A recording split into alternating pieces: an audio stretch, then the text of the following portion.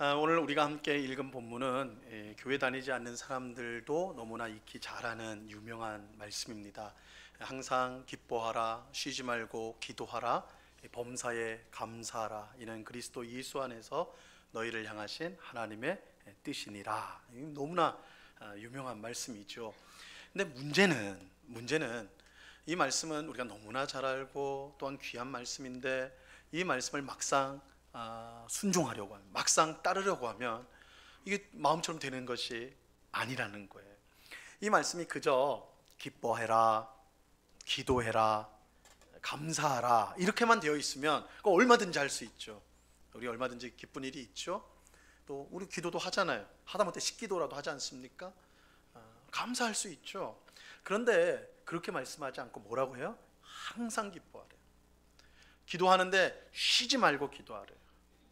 감사하는데 하나 빠짐없이 범사에 감사하래요. 그러니까 우리가 이 말씀을 조금만 생각해 보면, 이 말씀 이거 실천할 수 없는 말씀, 따를 수 없는 말씀, 이렇게 생각할 수밖에 없다고요. 그죠? 이거 어려운 말씀이에요. 그런데 사도 바울은 이 세 가지 명령, 그죠? 이 명령이에요. 기뻐해라, 기도해라, 감사해라, 명령인데, 이 세 가지 명령이 우리가 해도 되고 안 해도 되는, 하면 좋은 거고 못하면 어쩔 수 없는 그런 것으로 주신 명령이 아니라고 말하고 있어요. 오늘 본문에 보니까 이 말씀은 하나님의 뜻이다 이렇게 말하고 있어요. 오늘 본문 18절 말씀 보세요. 18절 같이 읽습니다. 시작. 범사에 감사하라, 이것이 그리스도 예수 안에서 너희를 향하신 하나님의 뜻이니라. 항상 기뻐하는 거, 쉬지 말고 기도하는 거, 범사에 감사하는 것은 하나님의 뜻이에요. 여러분, 하나님의 뜻이라면, 이것이 하나님의 뜻이라면 우리 성도는 어떻게 하는 것이 마땅합니까? 순종하는 것이 마땅하죠.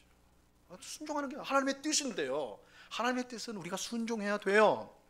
하지만 우리가 할 수 없는데 어떻게 순종한단 말입니까?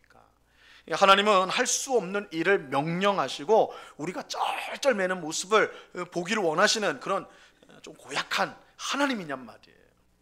결코 그럴 리가 없지요. 그럴 수가 없죠. 자, 우리는 여기서 먼저 하나님의 뜻에 대한 오해를 버려야 됩니다. 어떤 성도들은 하나님의 뜻을 크게 오해해요. 그래서 하나님의 뜻이라고 하면 하나님의 뜻입니다, 하나님의 뜻이다 이렇게 말하면 이게 뭔가 우리에게 희생을 요구하고 또 우리가 하기 어려운 일들, 하기를 원치 않는 일들을 강제로 하는 것, 이렇게 생각을 해요.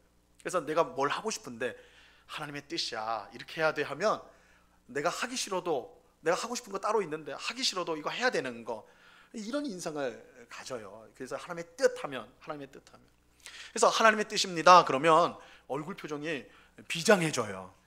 막 기뻐하고 막 그런 게 아니라, 이거 하나님 뜻입니다 그러면 지금 여러분 표정처럼 별로 기쁨이 안 보여요. 신중해. 내가 어떻게 해야 되나 막 이렇게 된단 말이에요. 하지만 그렇지 않아요. 하나님의 뜻은 우리를 힘들고 무겁게 하는 것이 아니라 우리를 복되게 하는 거예요. 하나님의 뜻은 언제나 우리에게 복된 것이에요. 예레미야서 29장 11절 말씀입니다. 이 말씀 같이 읽습니다. 시작. 여호와의 말씀이니라, 너희를 향한 나의 생각을 내가 아나니 평안이요 재앙이 아니니라, 너희에게 미래와 희망을 주는 것이니라. 너희를 향한 나의 생각, 이게 뭐예요? 뜻, 하나님의 뜻. 너희를 향한 나의 뜻은 재앙이 아니라 뭐예요? 평안이다. 평안이지 재앙이 아니다. 너희가 생각한 것처럼 무겁고 힘들게 하고 괴롭히는 게 아니라 평안이다. 하나님의 뜻은 우리에게 미래와 희망을 주는 것이다 이렇게 말하고 있습니다. 자, 그렇다면 오늘 본문에 나오는 이 하나님의 뜻인 세 가지 명령도 우리를 골탕 먹이거나 힘들게 하기 위해서 주신 것이 아니라 우리를 복되게 하기 위해 주신 명령이라는 것을 먼저 우리는 알아야 합니다. 하나님이 우리에게 주시는 이 세 가지 명령은 분명 우리 힘으로 실천하는 것은 불가능해요. 누구도 항상 기뻐할 수 없어요. 누구도 쉬지 않고 기도할 수 없어요. 누구도 모든 일 범사에 감사할 수가 없습니다. 우리 힘으로는 안 되는 일이에요. 하지만 하나님은 우리가 정말 할 수 없는 것을 명령하시는 법은 없어요. 하나님은 그런 고약한 분이 아니에요. 하나님은 우리에게 명령하실 때 그 명령에 순종할 수 있는 은혜와 능력도 함께 주십니다. 이게 언제나 그래요. 하나님의 명령은 그것을 이룰 수 있는 힘과 능력을 또한 은혜를 함께 수반해서 주십니다. 자, 먼저 하나님은 우리에게 항상 기뻐하라고 말씀합니다. 여러분, 우리는 항상 기뻐할 수 있느냐? 안 된다고 그랬죠? 이거 어떻게 하느냐? 여러분, 지난 한 주간의 삶을 한번 되돌아보세요. 지난 한 주간, 지난 월요일부터 어제 토요일까지 어떻게 사셨는지 한번 쫙 생각해 보세요. 여러분, 막 기뻐하고 감사하면서 지낸 시간이 많습니까? 인상 팍 쓰면서 불평하고 원망했던 시간이 더 많습니까? 어떤 시간이 더 많아요? 기뻐한 시간이 더 많습니까? 이때는 아멘으로 대답하면 안 되고 네 아니면 아니오죠. 그렇게 확신 있게 대답할 수 있는 분이 많지 않을 거예요. 정말 지난 한 주간은 너무너무 기뻤습니다. 제가 너무 기쁘게 살았어요. 이런 분 많지 않을 거예요. 그렇죠? 딱 우리의 삶만 보면 우리가 알 수 있어요. 항상 기뻐하는 거 불가능한 일이에요. 하지만 하나님께서 우리에게 항상 기뻐하라고 명령하는 이유가 있어요. 여러분, 예수님을 믿는 우리는요, 이미 하나님 나라 안에 들어와 있습니다. 바리새인들이 예수님께 물었어요. 하나님 나라가 언제 옵니까? 언제 옵니까? 예수님이 뭐라고 하냐면 하나님 나라는 이미 우리 안에 있다, 이렇게 말씀을 하세요. 누가복음 17장 21절 말씀인데요, 같이 읽어봅니다. 시작. 또 여기 있다 저기 있다가도 못하리니 하나님의 나라는 너희 안에 있느니라. 그죠? 하나님의 나라는 우리 안에 있어요.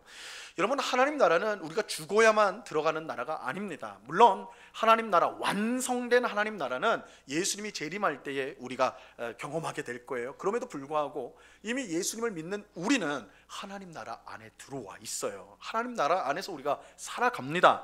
그런데 이 하나님 나라는 어떤 곳이냐? 로마서 14장 17절에서 이렇게 말씀하고 있습니다. 하나님 나라는 먹는 것과 마시는 것이 아니요 오직 성령 안에 있는 의와 평강과 희락이라.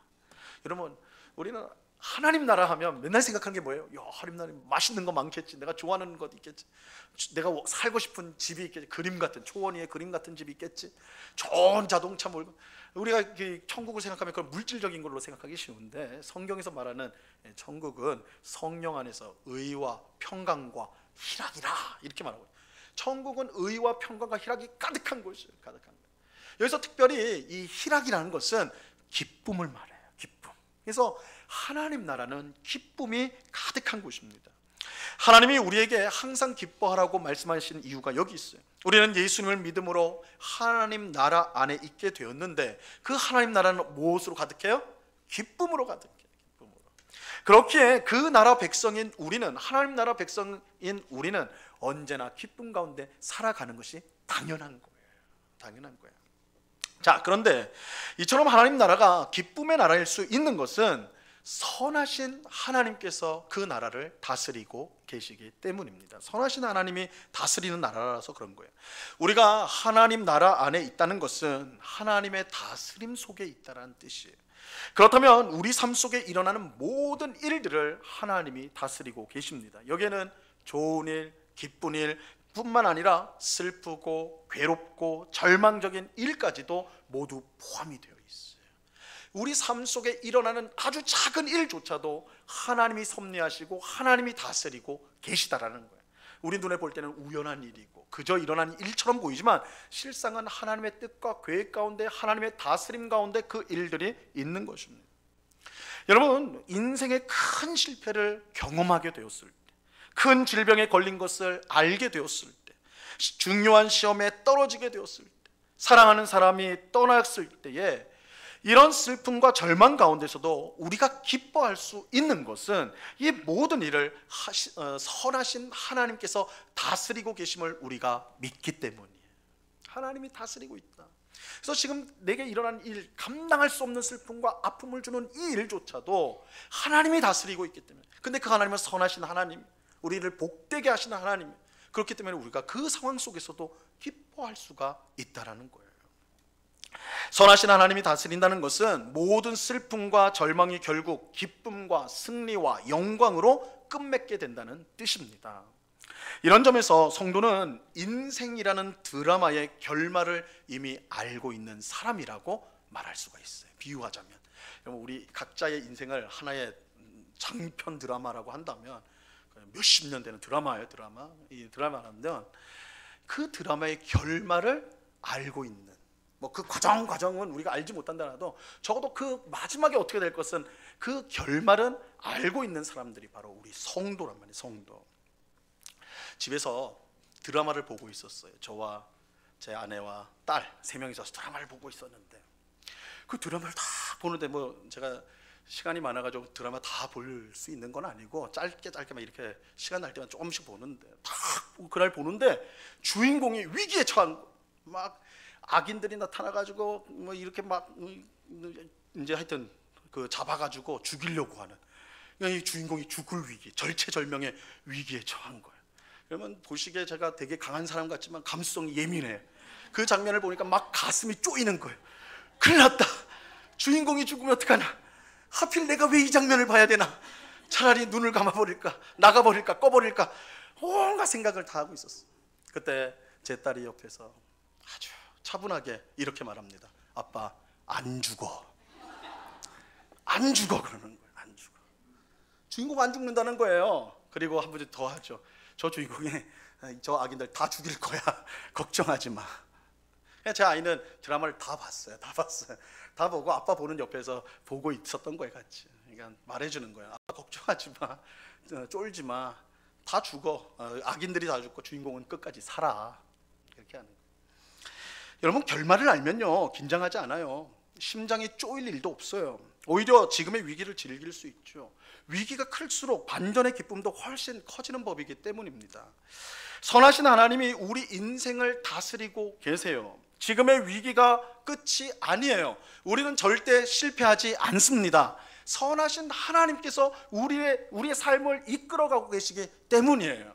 그래서 우리 인생의 과정은 우리가 알 수는 없어요. 그래서 우리는 어떤 어려움이 당했을 때 당황합니다. 긴장도 하고요, 가슴도 쪼이고요. 그럴 수 있어요. 그럼에도 불구하고 우리는 기뻐할 수 있는데 우리의 결말, 마지막은 선하신 하나님께서 해피엔딩으로 끝내주시라는 것을 우리가 알기 때문이에요. 하나님께서 선하게 우리의 삶을 인도하세요. 바로 이 일 때문에, 이런 것 때문에 오늘 하나님께서는 우리에게 항상 기뻐하라고 말씀하는 거예요. 만약에 이것이 없다면 기뻐할 수 없죠. 어떻게 기뻐합니까? 우리가 결말을 알고 있기 때문에 하나님이 주실 영광스러운 결말, 결국은 승리로 영광으로 끝날 결말을 우리는 알고 이 땅을 살아가고 있기 때문에 지금 당면한 어려움도, 우리를 힘들게 하는 이 고통도 결국은 끝이 나고 하나님이 예비하신 영광스러운 또한 기쁨의 결말이 우리에게 기다리고 있다는 것을 확신하기 때문에 우리는 항상 기뻐할 수가 있는 것입니다. 자, 그런데 성도가 항상 기뻐하기 위해서 하나님이 주신 선물이 있어요. 하나님이 주신 선물, 그 선물이 뭐냐? 기도예요. 기도. 우리는 기도를 통해 항상 기뻐할 수가 있습니다. 이 항상 기뻐하라고 할 때 하나님 주신 선물을 사용해야 되는데 그게 기도예요. 기도. 기도는 우리가 부족한 것이나 필요한 것을 하나님께 아뢰는 것이다, 이렇게 생각을 하죠. 맞아요. 그런데 기도의 가장 중요한 기능은 하나님이 우리 가까이 계시다는 것을 알게 하는 것입니다. 여러분, 기도는요 하나님이 우리 가까이에 계시다는 것을 알게 해줘요. 자, 신명기 4장 7절 말씀입니다. 이 말씀 같이 읽습니다. 시작. 우리 하나님 여호와께서 우리가 그에게 기도할 때마다 우리에게 가까이 하심과 같이 그 신이 가까이함을 얻은 나라가 어디 있느냐. 자, 기도는 하나님을 부르는 거예요. 여러분, 기도는 하나님을 부르는 겁니다. 뭐 기도가 굉장히 어려운 것 같아도 하나님 부르는 거예요. 여러분이 하나님 하면 그 기도예요. 기도. 하나님을 부르는 거죠. 근데 누구를 부를 때 그 전제되는 게 뭐예요? 우리가 부르는 대상이 가까이 있다는 걸 전제하는 거죠. 내가 부산에 있는 사람을 누구야 부르는 거는요, 그럼 부르는 게 아니에요. 사실은 혼잣말 하는 거죠. 혼잣말 한탄을 한다거나 혼잣말을 하는 거예요. 들을 수 있는 사람에게 부르는 거예요. 그러니까 우리가 기도를 할 때 하나님을 부른다, 이 기도를 한다는 것은 하나님이 지금 우리의 기도를 들을 수 있는 만큼 가까이 계시다는 걸 전제하는 거예요. 여러분, 어떤 사람이 항상 기뻐할 수 있을까요? 어떤 사람이 힘들고 어려운 상황에서도 함께 항상 기뻐할 수가 있는 것일까요? 기도하는 사람이에요. 왜냐하면 기도할 때 하나님이 곁에 있다는 것을 알기 때문에 그래요. 우리가 기도할 때 그게 깨우쳐지는 거예요. 그렇지, 내가 하나님 할 때 바로 우리 마음속에 드는 거야. 그렇지, 하나님 내 기도 들으시지. 하나님 그만큼 나와 가까이 계시지. 하나님이 내 삶을 붙들고 계시지, 하나님이 내 삶을 인도하고 계시지. 그죠? 이게 기도하는 사람이 경험하게 되는 일이란 말이에요. 이런 이유로 하나님은 오늘 본문을 통해 쉬지 말고 기도하라 이렇게 명령하는 거예요. 이 쉬지 말고 기도하라는 것은 아무 일도 하지 말고 그냥 기도만 주구장창 해라 이런 뜻이 아니라, 그렇게 하기도 불가능한 거고, 쉬지 말고 기도하라는 것은 하나님이 언제나 우리와 가까이 계시다는 것을 기억하라는 거예요. 하나님 멀리 계신 것이 아니라 가까이 계신다. 가까이 계셔서 우리의 삶을 친히 이끌어 가고 계신다. 이것을 알라는 거예요. 이게 쉬지 말고 기도하라는 뜻입니다. 자, 그런데 이처럼 항상 기뻐하고 쉬지 않고 기도할 때에 우리는요, 하나님이 원하시는 성숙한 성도가 돼요. 그 성숙한 성도를 다른 말로 뭐라고 하냐면 감사하는 성도입니다. 감사하는 성도. 범사, 즉 모든 일에 감사하는 사람이요, 가장 성숙한 믿음을 가진 사람입니다. 여러분, 내 믿음이 성숙한 믿음인가, 아직 애기와 같은 믿음인가, 그거 어떻게 분별할 수 있을까요? 기준이 뭘까요? 사람들이 막 칭찬해주고 그런 겁니까? 사실 사람은 겉모습만 보기 때문에 얼마든지 우리가 포장할 수 있단 말이에요. 자기 자신을 돌아볼 때 내 신앙이 정말 하나님 보시기에 합당한 정말 성숙한 신앙을 갖고 있는지 어떻게 아느냐? 우리가 얼마나 감사하는 사람인가, 그걸 보면 거의 틀림없어요. 여러분, 지난 한 주간 동안 여러분은 무엇에 대해서 하나님 앞에 감사하셨습니까? 여러분은 얼마나 감사하셨나요? 만약 여러분들이 매사에 모든 일에 감사하는 성도였다면 여러분은 정말로 성숙한 하나님이 기뻐하시는 성도임에 틀림이 없습니다. 여러분, 이 감사는요, 그저 우리가 내가 좋은 일을 당하거나 뭔가를 받았을 때 고마워하는 그런 정도를 말하는 것이 아닙니다. 이 성경에서 감사는 신앙 고백이에요. 꼭 기억하십시오. 감사는 신앙 고백입니다. 어떤 신앙 고백입니까? 하나님께서 내 모든 삶을 다스리시고 결국은 복되게 할 것을 믿는다는 고백입니다. 감사가 이처럼 신앙 고백이기 때문에 모든 일에 우리가 감사할 수가 있는 거예요. 만약에 감사가 좋은 일에 대한 반응이라면 모든 일에 감사 못하죠. 슬픈 일이 당했는데 어떻게 감사할 수 있겠습니까? 그런데 이 감사가 신앙 고백, 우리의 모든 일이 하나님이 선하게 인도하시는 결과라는 그 믿음을 고백하는 것이 감사이기 때문에 슬픈 일을 당할 때도 여기에도 하나님의 선한 뜻이 있다라고 고백하기 때문에 감사할 수가 있게 되는 거예요. 잘 알려진 목사님이죠. 사랑의 원자탄이라는 별명을 가진 손양원 목사님 계세요. 이분은 여순 사건 때, 그러니까 1940년 후반이죠. 그 여순 사건이 일어났을 때 첫째 아들과 둘째 아들을 한날에 잃습니다. 죽임을 당하는데, 근데 이게 놀라운 것은요, 그 죽인 청년, 그 두 아들, 그러니까 20세가 채 안 된, 20세가 이제 곧 된 청년이었거든요. 장남과 차남, 동인, 동신. 이 둘을 죽인 청년이, 그러니까 가히 또래예요. 같은 또래인데 죽인 그 원수를요, 이 목사님이 자기 양자로 삼아요. 그러니까 원래는 이제 둘을 죽였으니까 사형 판결을 받습니다. 그래서 사형을 언도받고 사형을 하려고 할 때 이 손양 목사님이 탄원서를 써요. 죽이지 말아달라고, 사형을 취소해달라고 그렇게 탄원서를 합니다. 그리고 그 벌을 다 받고 나왔을 때 자기 아들로 삼습니다. 양자로 삼아요. 여러분, 자기 아들 둘을 죽인 사람을 자기 양자로 삼는 거, 이거 상상할 수 있습니까? 그 손양, 제가 이제 벌써 10여 년 전인데 손양 목사님 막내딸 따님이 이제 그때는 벌써 연세가 80이 넘었는데 간증하는 걸 직접 들었어요. 근데 그때도 그 말씀하시더라고요. 그 자기 오빠들을 죽인 사람을 양자로 했을 때 자기는 너무 억장이 무너졌다는, 너무 고통스러워. 어떻게 이런 일이 있을 수 있냐. 자기가 자기 오빠를 죽인 원수를 오빠라고 불러야 되는 상황 속에서 이 목사님 대단한 거죠. 자기 두 아들을 죽인 원수를 양자로 삼았어요. 그래서 이분을 표현을 해야 되는데 방법이 없잖아요. 그래서 무시무시한 표현을 한 거예요. 사랑의 원자탄이라고 한 거예요. 사랑의 원자탄. 뭐 다른 걸로는 이게 표현이 안 되니까. 근데 이 목사님이, 손양원 목사님이 두 아들의 장례를 이제 거의 마쳤을 때 모인 사람들 앞에서 유명해요. 10대 감사에 대해 감사를 말을 해요. 아들의 죽음과 관련해서 자기가 10가지 감사할 것을 10가지 감사를 드린다 하면서 사람들 앞에서 합니다. 제가 이제 다 말씀드리면 좋겠지만 시간상 인터넷에 찾아보면 잘 나와 있으니까 몇 가지만 말씀을 좀 드릴게요. 첫 번째는 뭐라고 했냐면 죄인의 혈통에서 순교자가 나오게 하시니 감사합니다. 나 같은 죄인의 혈통에서 순교자가 나오게 하시니 감사합니다. 이게 첫 번째 기도 제목, 감사의 제목이었고, 세 번째는 삼남 삼녀 중에 가장 늠름하고 똑똑한 장자와 차자를 하나님께 드림을 감사합니다. 6명의 자녀가 있었는데 가장 늠름하고 똑똑한 장남과 차자를 하나님께 드리니 참 감사합니다. 이렇게 감사를 했어요. 또 여섯 번째는 아들이 미국 유학을 준비하고 있었는데 미국보다 더 좋은 천국에 가서 감사합니다. 대단하죠, 그죠? 미국보다 더 좋은 천국에 가게 하시니 감사합니다. 일곱 번째는 이거였어요. 아들을 죽인 원수를 아들 삼을 수 있는 마음을 주셔서 감사합니다. 이렇게 이제 감사를 고백을 했어요. 놀랍지 않습니까? 그죠? 놀랍죠. 두 아들의 죽음 앞에서 애통해하고 절망에 빠지는 것이 너무나 당연할 텐데 오히려 하나님 앞에 감사를 드렸어요. 어떻게 이런 일이 가능할까요? 단 하나밖에 없어요. 하나님이 내 삶을 다스리시고 결국은 복되게 하신다는 그런 신앙 고백이 목사님의 마음 가운데 있었기 때문에, 그 신앙 고백이 있기 때문에, 이 신앙 고백이 있기 때문에 절망에 빠질 수밖에 없고 애통할 수밖에 없는 그런 상황 속에서도 하나님께 감사할 수가 있어요. 그야말로 범사에 감사할 수가 있었던 거예요. 하나님이 나를 다스리고 결국은 나를 복되게 하신다는 이 신앙 고백이 있을 때 우리는 범사에 감사할 수가 있는 것입니다.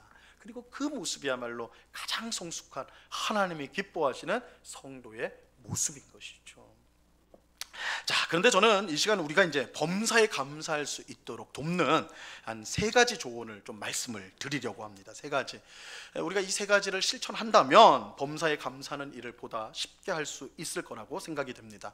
첫째는 감사한 일을 기억하는 것입니다. 감사한 일을 기억하는 거예요. 여러분, 우리가 주일 오전 때 지금 계속 살펴보고 있는 신명기 말씀을 계속 보고 있는데, 신명기에서 핵심 단어가 몇 가지가 나와요. 근데 그 중에 가장 중요한 단어가 하나가 기억입니다. 기억. 하나님은요, 신명기를 통해 끊임없이 이스라엘 백성에게 기억하라라고 말씀을 하세요. 그럼 뭘 기억해야 되느냐?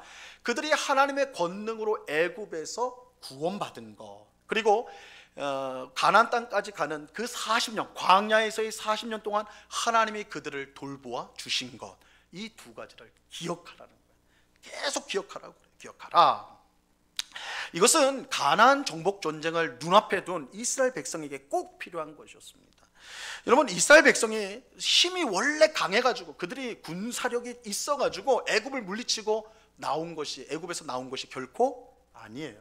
우리가 아는 것처럼 하나님이 10가지 재앙을 애굽에 내리셔서 애굽 왕의 항복을 받아내시죠. 하나님께서 애굽을 제압하시고 이스라엘 백성을 구원하신 거예요. 그러니까 하나님의 능력으로 그들이 나왔어요. 또 이스라엘 백성이 풍족해가지고 원래부터 가진 게 많아서 아무것도 없는 광야에서 40년을 살 수가 있었느냐? 전혀 그렇지 않죠. 하나님께서 낮에는 구름 기둥으로 밤에는 불 기둥으로 그들을 보호하여 주셨고, 먹을 것이 없는 그곳에서 매일 새벽 하나님 만나를 내려주셨고, 고기가 없다고 하니까 메추라기를 주셨고, 마실 물이 없으니까 반석에서 물이 나게 하셔서 그들로 하여금 마시게 하셨어요. 그러니까 애굽에서 나온 것 하나님의 능력이에요. 광야에서 40년 산 거 하나님의 돌보심이에요. 이것을 기억한다면 가나안 땅에 아무리 강력한 군대가 있더라도 겁낼 필요가 없죠. 이스라엘 백성은 힘이 좋아서 애굽에서 나온 게 아니에요. 하나님이 승리를 주셨어요. 마찬가지로 가나안 땅에 지금 강력한 가나안의 군대들이 있단 말이에요. 걱정할 필요 없죠. 하나님이 그들을 이기실 거예요. 애굽에서처럼. 그러니까 이스라엘 백성은 뭘 해야 돼요? 기억해야 돼요. 그렇지, 애굽에서 하나님이 우리에게 승리를 주셨지. 우리 힘이 아니라 하나님의 능력으로 우리가 구원을 받았지. 그렇다면 가나안 땅, 하나님이 가나안 땅으로 들어가라고 했으니까 틀림없이 하나님이 우리에게 승리를 주실 거야. 그러니까 이스라엘 백성에게 필요한 기억하는 거예요. 또 가나안 땅에 들어갈 때 새로운 땅이에요.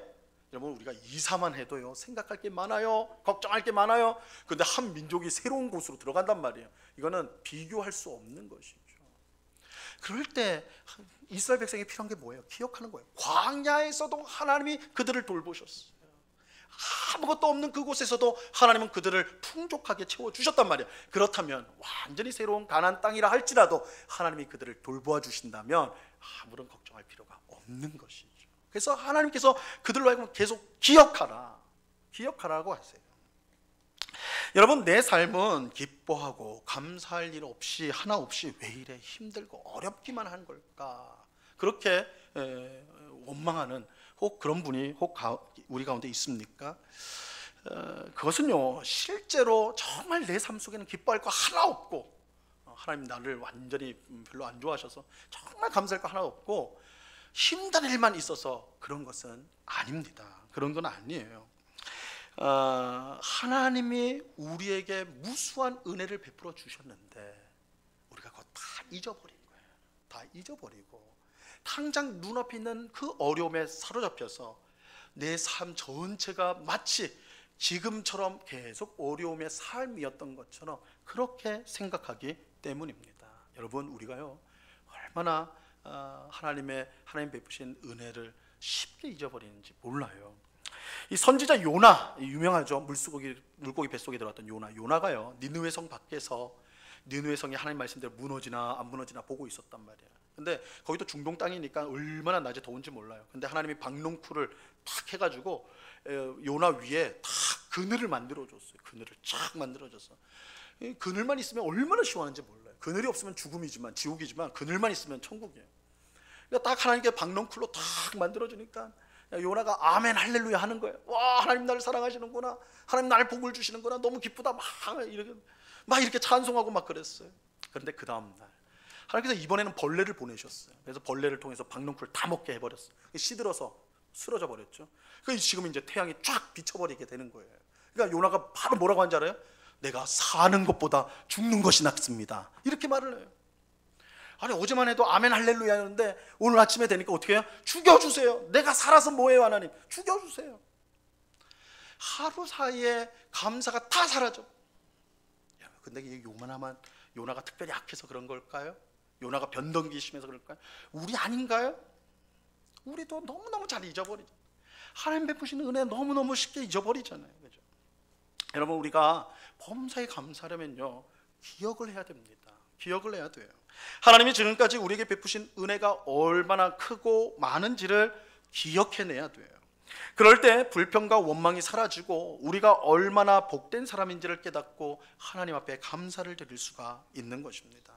그런데 이렇게 기억해야 됩니다 그러면 이게 말처럼 쉬운 건 아니에요. 우리가 기억하기 위해서 꼭 필요한 것이 있습니다. 여러분, 명확한 기억력보다 흐릿한 잉크가 더 오래 간다는 말이 있어요. 사람의 기억력이라는 것은요 세월에 지나서 흐릿해집니다. 심지어 왜곡돼 버려요. 지금은 야 이게 하나님의 은혜다 이래만 않고 시간이 흘러서는 지가 잘해가지고 그렇게 된 줄 알고 말하는 게 우리예요. 이 왜곡이 일어나요. 그래서 어떻게 되면 기록을 해야 돼요. 저는 일기를 써요. 그렇게 잘 안 보이시지만 제가 일기를 써요. 일기를 씁니다. 저는 고등학교 때부터 일기를 갖고 매일매일 이렇게는 안 되지만 일기를 써요. 지금 뭐 누가 검사해 주는 사람이 없는데 그래도 일기를 써요. 일기를 쓰는데 그날 있었던 다양한 일도 쓰지만 하나님을 향한 감사가 그 내용에 있어요. 그럼 나중에 몇 년이 지나고 딱 되돌아보면 그 일들 다 잊어버렸잖아요. 그런데 일기를 보면 이런 일이 있었구나, 이런 어려움이 있었는데 하나님이 이런 은혜를 베풀어 주셨구나, 그걸 보는 거예요. 기록이 되어 있으니까. 만약에 기록이 안 돼 있으면 싹 잊어버리는 거죠. 근데 사건이 기억나요? 그 사건 속에서 내가 어쩔 줄 몰라는 것도 기록되어 있어요. 근데 하나님께서 은혜 베푸신 것이 기록되어 있어요. 그렇지, 하나님께서 이 어려울 때 은혜를 주셨구나, 하나님 날 도와주셨구나, 나에게 붙들어 주셨구나.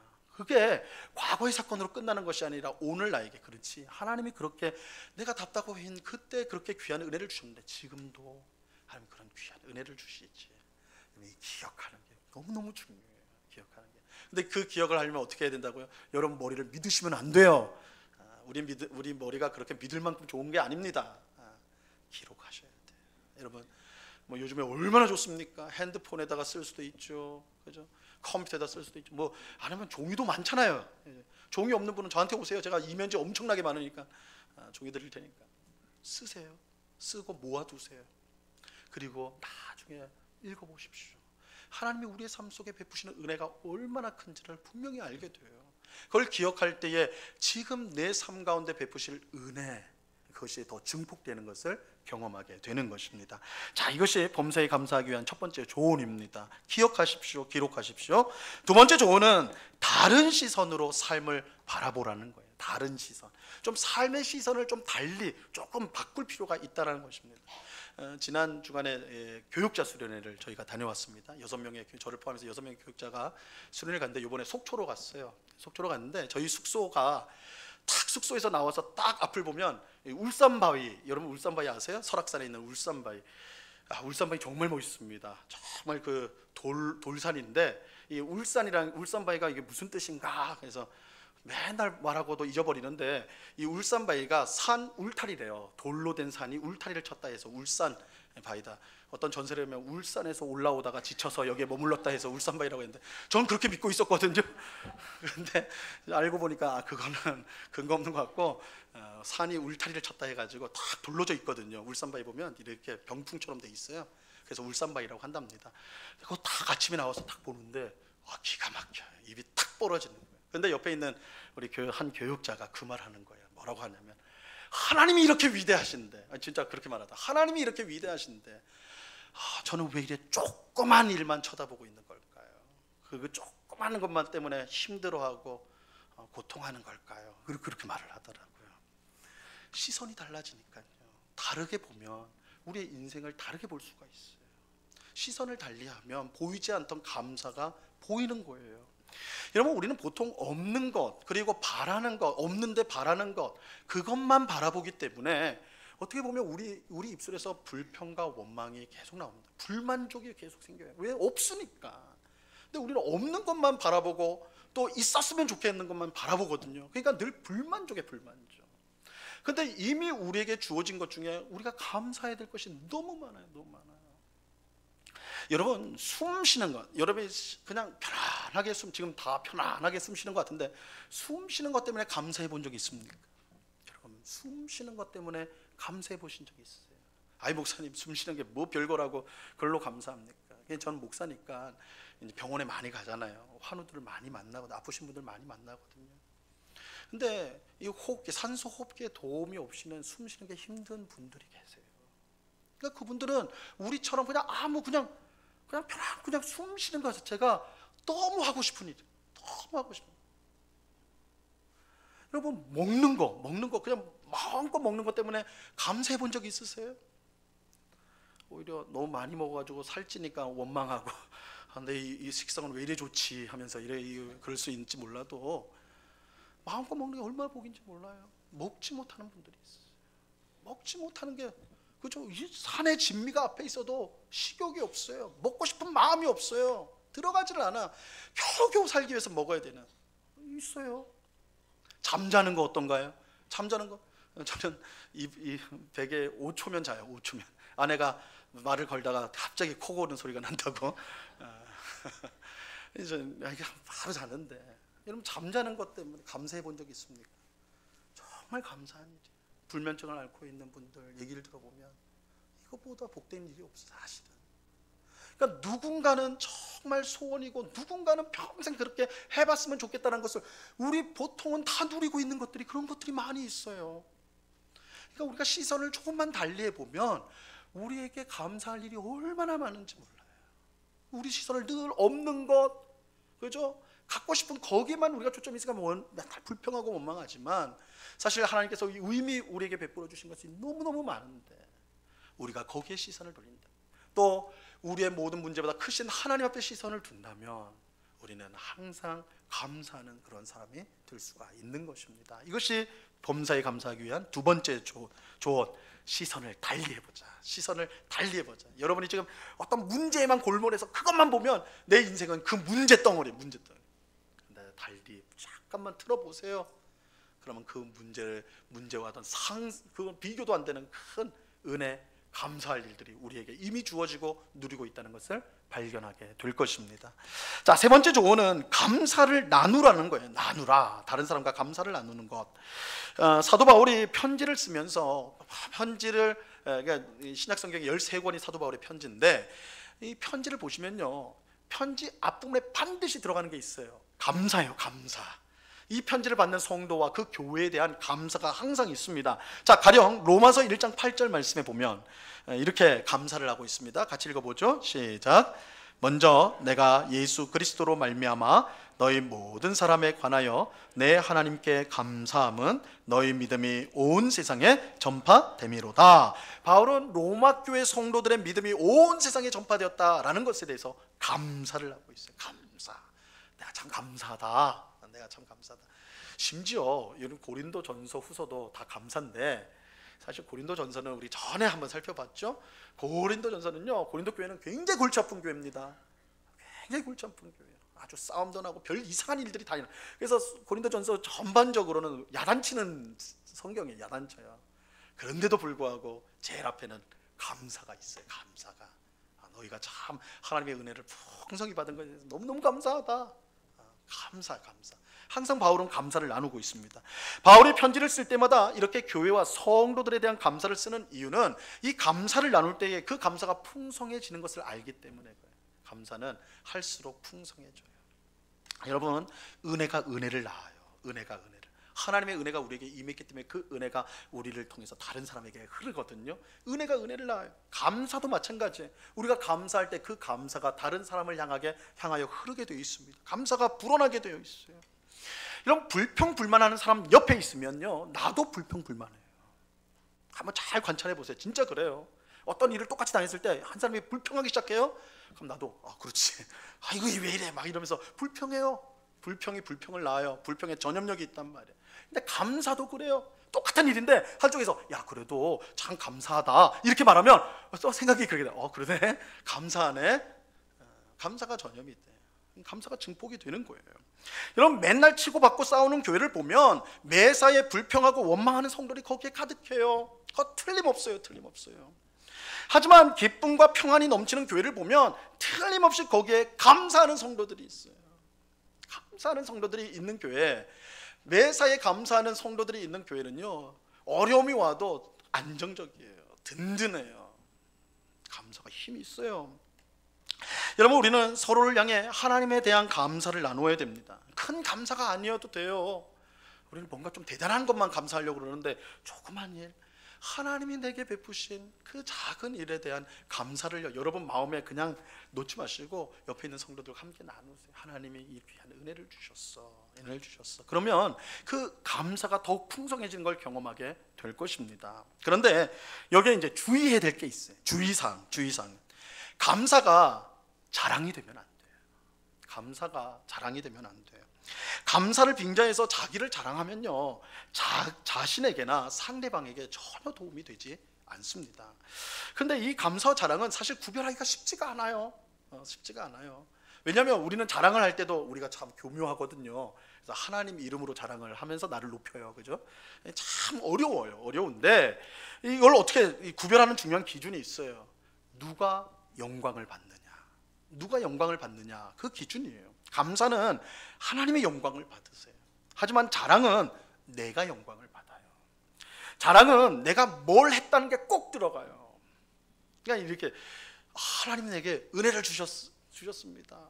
이렇게 하면 감사가 되는 건데, 자랑은 뭐예요? 그 앞에 꼭 내가 열심히 했더니 하나님이 은혜를 주셨어.